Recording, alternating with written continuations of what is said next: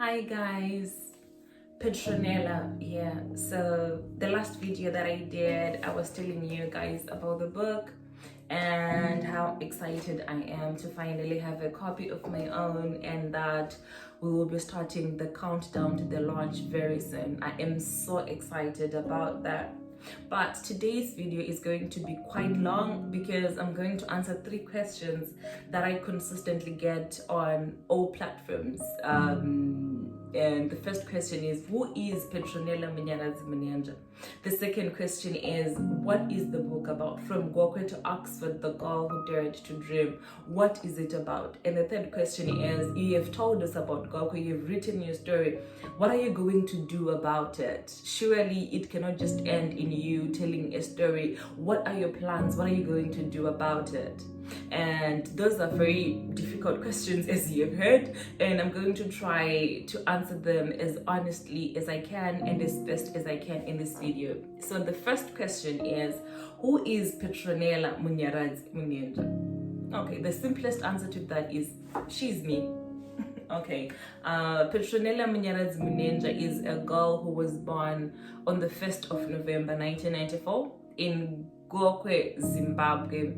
When I was born, my father was working as a high school teacher at a school called Nyamuroro Batana High School, and that began the journey of my life in Gokwe. We later on moved to Simchembo, which is further down Gokwe. It's in Gokwe South. And then we moved from Simchembo to Nembudzia, and then we moved from Nembudzia to Tsungai, and then we moved from Tsungai to Gumunyu, and somewhere in between we stayed in Musadzi, and we eventually came back to Nembudzia, Gokwe. And for both my high school and my secondary school, I was near Gokwe in so many ways. Chezia Gokwe High School and Rio Tindojombe High School, both places very much in close proximity to Gokwe. So Gokwe is part of my story, and that is who Petronella Munhenzva is. A girl who was born in Gokwe, a girl who learned at more than 5 schools in Gokwe, some of the worst schools you can find, without textbooks, without the right infrastructure, without the right desks or the right equipment. That is my story as to who I am, and I managed to work hard and by the grace of God be where I am today. And that takes us to the second question. What is this book about? The book it speaks to the journey, because what happened is when I finally got to Oxford, I came to Oxford in 2019, and we had the first event as a cohort, and this girl walks up to me and she asks me a question. So, Munya, where do you come from in Zimbabwe? Are you from Harare?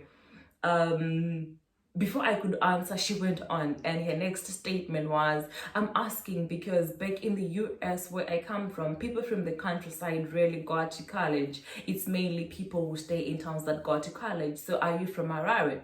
So her knowledge of Zimbabwe was that Harare is the capital city and relatively the affluent city.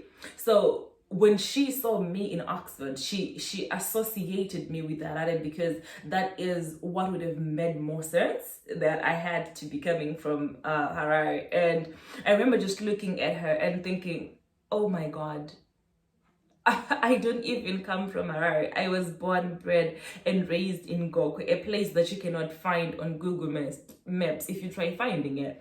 And I remember looking at her and smiling and saying, no, I don't come from Harare, I come from Gokwe. And if you look for it on Google, you most probably never find it.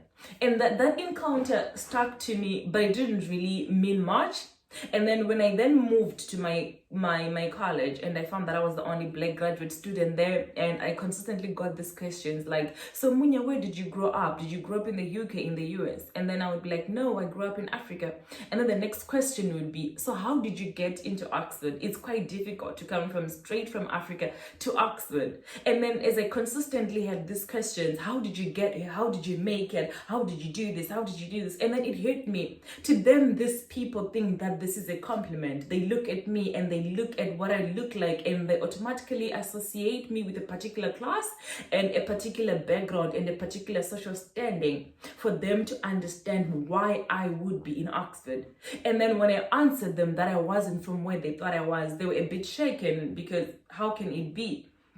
And then it hit me that it's the path to success, the path to access, the path to doing these big things is associated with a particular background. There is even research that backs that up. You have to be coming from usually alcoholics.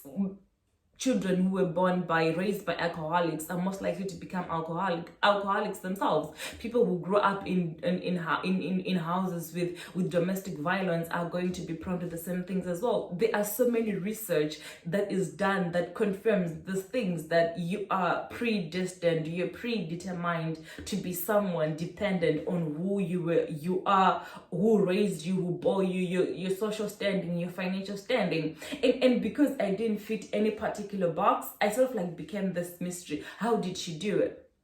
And then it hit me. It's not supposed to be there. And I had a decision to make. I could either adopt this person they were making me to be, this mysterious girl who came to Oxford, who knows, my father may or may not be a king. I may or not be a princess from Africa. I may or may not be the daughter of an OU executive or of a minister, because that is how they would see me in such a place.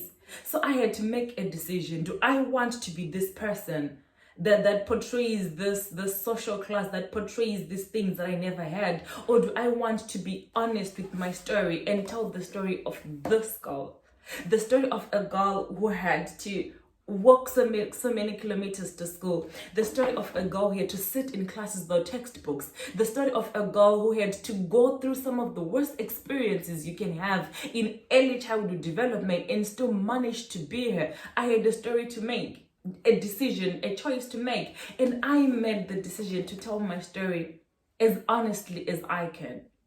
And that led to this book. So this book is about focus, it's about resilience, it's about choosing to be in a world that is consistently making you doubt yourself. This book is about telling you that your story is up to you. I don't care who gave birth to you. It's not a question of who your parents are.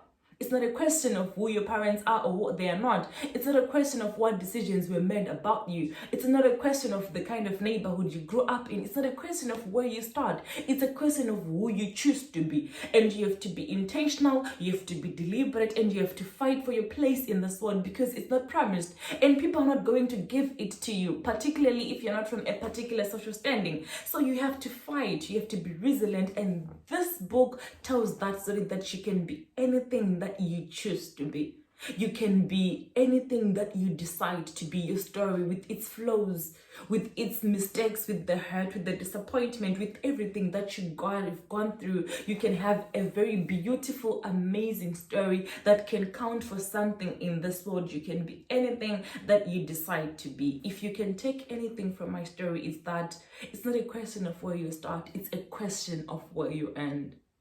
Wow, that took long, but that essentially talks about how this book came into being. And I'm going to answer the last question as briefly as I can, and then I will do a video talking more about it, because it's a project that I'm planning to do. The final question is, so you have told us the story about Gokwe. We know that is what happened to you, that is how you grew up, then that was your experience in Oxford, and that is why you felt that you had to tell the story. So we are now at this third question. What are you going to do about it? It's not enough for you to just say, and I agree. It's not enough for me to just write a book and tell a story and shut up, and that's not enough. What I want to do is I want to actually bring change in the tiny ways that I can.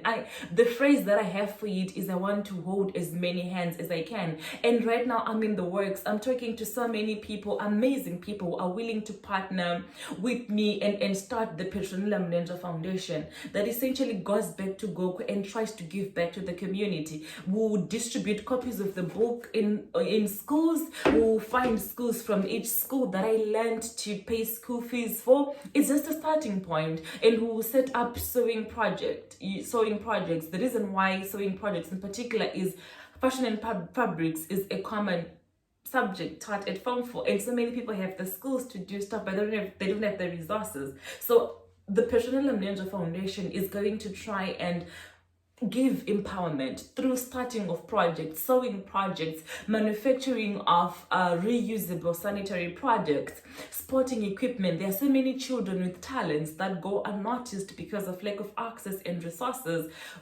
Create that, have career guidance, tours, bring back people from Gokwe that have gone out and done well, bring them back to the community, let them be symbols of hope, and tell these children that they can do it.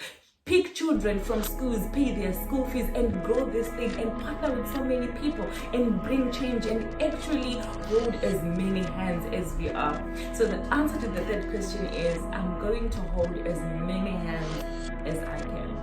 This was a very, very, very long video. If you watched through to the end, thank you so much. I'm so grateful. And we're going to be having so many videos going forward as we talk more about the book, about the plans, and we'll be updating you guys with everything that's going on. And there is also a very interesting documentary that you should watch. When I was in Zimbabwe, I did a documentary. I went back to every school that I learned, took a picture of every house that I lived in, interviewed the teachers that taught me, and just told this amazing story of how you can literally be anything you choose to be, despite where you start, despite the challenges, despite anything that you face. And it will be available very soon. Thank you guys for listening. Thank you guys for supporting. Please make sure that you register to get a copy of your book and to get notifications about when the book is coming. We'll have a launch soon. There is still a lot of planning going into it, but it will definitely be soon. We will have tentative dates for you soon. I am so excited. I can't wait, and I look forward to this journey. Thank you so much for your support. I'm truly grateful.